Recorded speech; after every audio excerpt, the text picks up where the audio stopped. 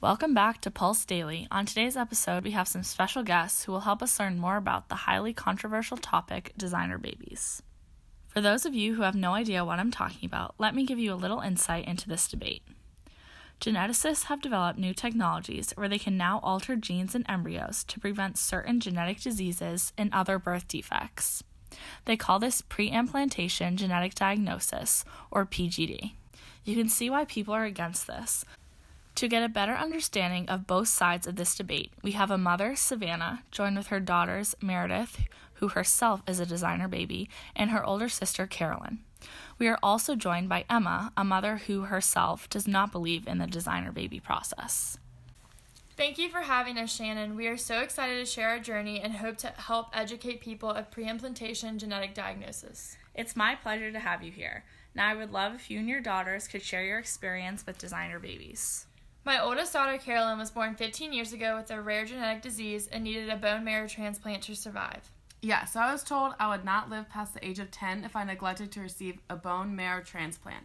My parents tried to find me a match, but neither them nor any other relatives were viable matches. Because our parents failed to find a match for Carolyn, they decided to undergo PGD, and that's where I came in. With PGD, my parents were able to have a bone marrow match for Carolyn, therefore allowing her to survive. Without my sister Meredith, I would not be here today. Thank you for sharing your story with us. A lot of people are against this in regards to PGD. What would you say to them?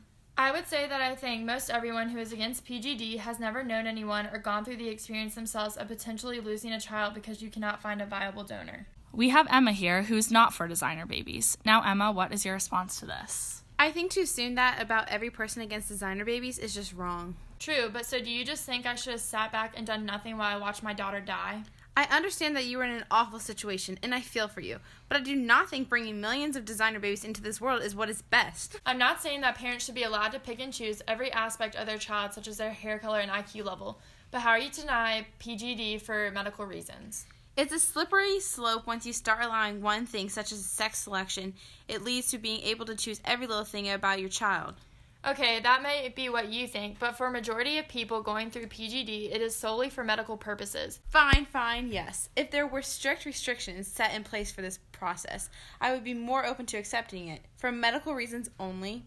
Looks like you two may have come to an agreement, and I think most everyone else can agree with your conclusion that PGD, designer babies, should be allowed with limitations set into place. Thank you to our special guests for joining us on today's episode and sharing your personal experiences and opinions.